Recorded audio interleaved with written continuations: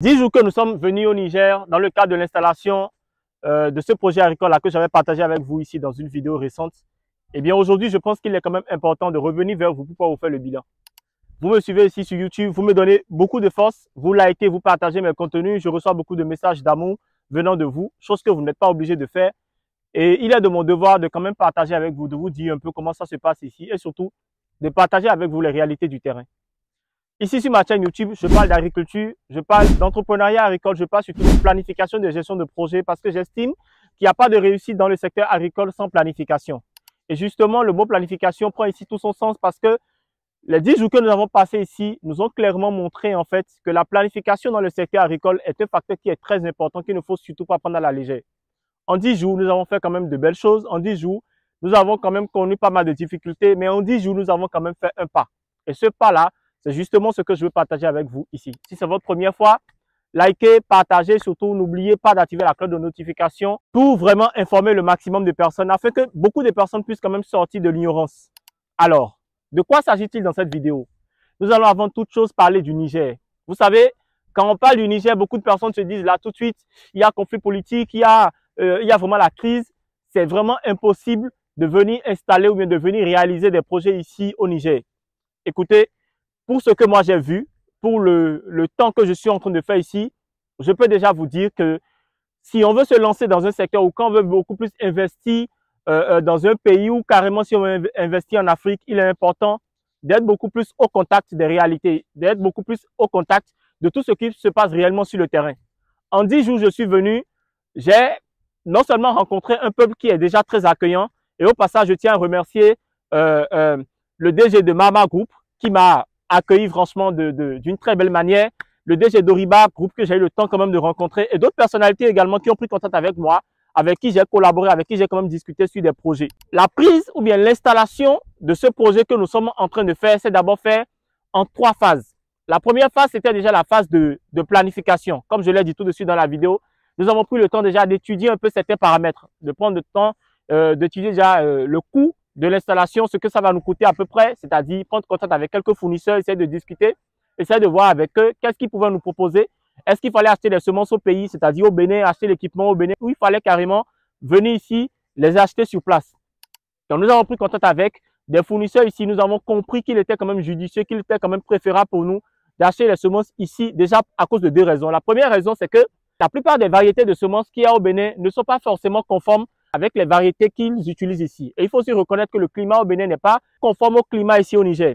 Ici, nous sommes dans une zone où il fait excessivement chaud, où les réalités ici sont carrément parallèles aux réalités du Bénin. Au Bénin, en cette période, vous avez encore la possibilité de faire de la production. En cette période, vous avez encore la possibilité de lancer des projets agricoles. Mais ici au Niger, en cette période, il faut être vraiment expérimenté, il faut vraiment avoir la tête sur les épaules et surtout, il faut avoir une feuille de route bien détaillée, bien structurée avant de pouvoir se lancer.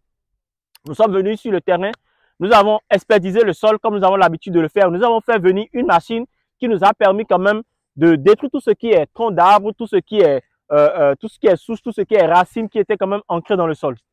Après cette phase passée, nous avons maintenant décidé de prendre contact avec l'entreprise qui était censée nous faire le forage. Coup de marteau sur notre tête, nous avons compris qu'il était difficile pour nous de communiquer avec cette entreprise-là parce que cette entreprise-là nous demandait un budget de 5 millions. Vous vous imaginez bien dépenser 5 millions uniquement pour un forage alors qu'on n'a pas encore parlé du coût de la tuyauterie, alors qu'on n'a pas encore parlé du coût de l'installation du cadre de vie, du coût du système d'irrigation. Nous avons alors décidé de faire quoi? De nous appuyer sur notre communauté pour avoir accès à des fournisseurs. Et de recherche en recherche, nous avons décidé de prendre appui sur notre communauté TikTok. Sur TikTok, où nous sommes suivis par un peu moins de 100 000 personnes. Heureusement, nous avons une communauté vraiment qui est très, très engagée dans la cause de l'entrepreneuriat agricole ici en Afrique, que je remercie justement au passage. Ils nous ont mis en contact avec une entreprise qui nous a quand même permis de faire le forage à prix très, très intéressant. Et le forage a été effectué. Et oui, actuellement, nous avons l'eau sur le terrain. Et ce n'est pas tout. De recherche en recherche, nous avons décidé également d'installer le système d'irrigation. Le coût du système d'irrigation qu'on évitait de faire au Bénin à 2,5 millions, à 3 millions, parfois ou encore même à 4 millions dans certaines zones, nous avons pris contact ici avec des entreprises qui ont voulu nous facturer 3 millions, 5 millions pour l'installation d'un système d'irrigation goutte à goutte. De recherche en recherche toujours, nous sommes tombés sur une entreprise, Nita Agro Service, qui nous a installé le système d'irrigation à prix vraiment très, très intéressant parce qu'ils ont déjà pris le temps également de voir ce que nous faisons, de voir ce que nous proposons. Et ils ont compris en fait qu'il était important d'encourager des personnes qui voulaient quand même se lancer dans le secteur de l'agriculture. Le système d'irrigation actuellement, même à l'heure où je vous parle, est en pleine installation. Et comme vous pouvez le voir de l'autre côté, nous avons mis en place, nous avons construit une ombrière où nous avons commencé déjà avec la réalisation de la pépinière. Nous avons mis les semences en terre il y a cela 112 heures et l'arrosage continue quotidiennement avec tout ce qu'il faut, avec tout l'entretien qu'il faut pour que nous puissions quand même avoir des plants qui seront vigoureux, des plants qui seront bien en état pour nous permettre de pouvoir poursuivre la production. Parallèlement, nous avons déjà commandé tout ce qui est matière organique. Nous avons déjà acheté une bonne partie de tout ce qui est fertilisant et nous avons également, au-delà de tout, mis en place la feuille de route pour la production. Nous avons bien évidemment anticipé déjà sur certains obstacles, comme quoi, comme le fait de faire le répiquage à une période où le vent sera un peu chaud, parce qu'il faut quand même reconnaître que la zone où nous sommes en train d'installer le projet, c'est une zone où il y a quand même de forts vents, des vents qui sont assez violents.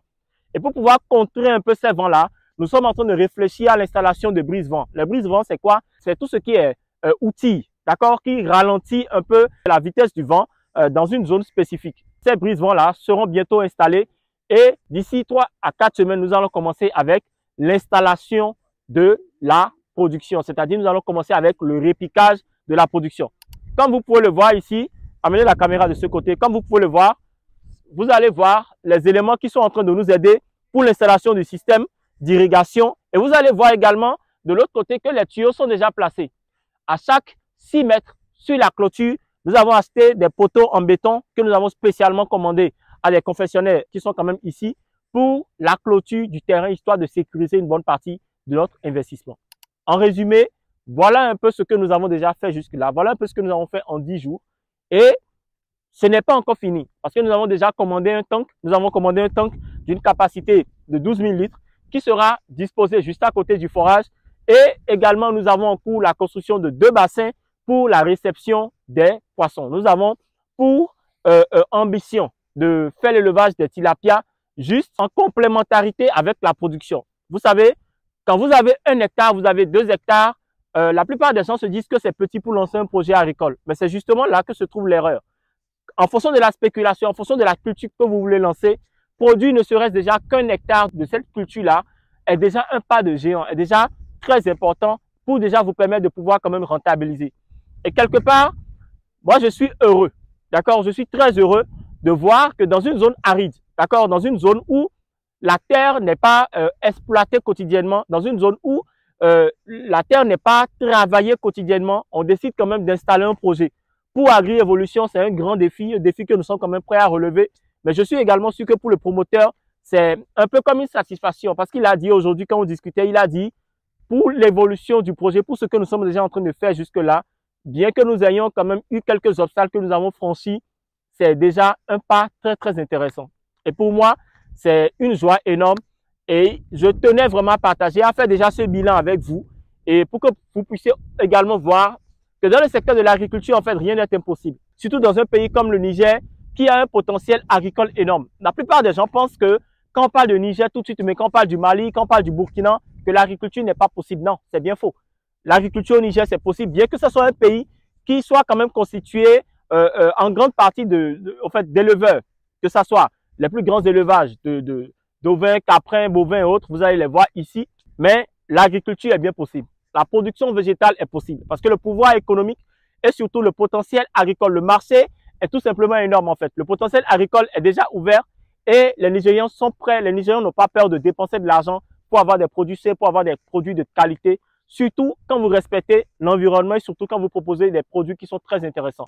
Déjà, la plupart des productions agricoles ici sont vendues au kilo, ce qui fait du Niger un pays très prometteur, ce qui fait du marché local ou bien ce qui fait du marché au Niger un marché très intéressant sur lequel je vous demande, sur lequel je vous invite à vous positionner.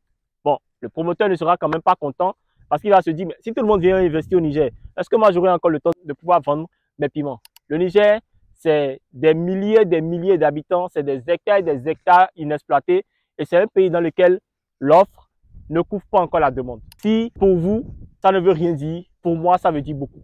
Pour moi, ça veut dire qu'il y a des opportunités. Et également, pour ce que j'ai vu sur le plan local, je pense vraiment qu'il y a beaucoup de choses à faire ici. Et je suis quand même très, très heureux déjà d'être là. Et bien voilà, c'est tout ce que je comptais partager avec vous dans cette vidéo. Si vous avez aimé, n'hésitez surtout pas à liker, partager et inviter le maximum de personnes à suivre cette vidéo-là pour qu'on puisse voir vraiment les choses autrement. Parce que ce que je suis en train de comprendre, c'est que les médias sociaux ne nous montrent vraiment que ce qu'ils ont envie qu'on puisse voir. S'il faut vraiment qu'on se déplace, qu'on vienne sur place pour pouvoir étudier le terrain, pour étudier le marché afin de réévaluer notre positionnement, je pense qu'il est quand même important qu'on puisse le faire. On se dit à très vite et c'était Agri Evolution.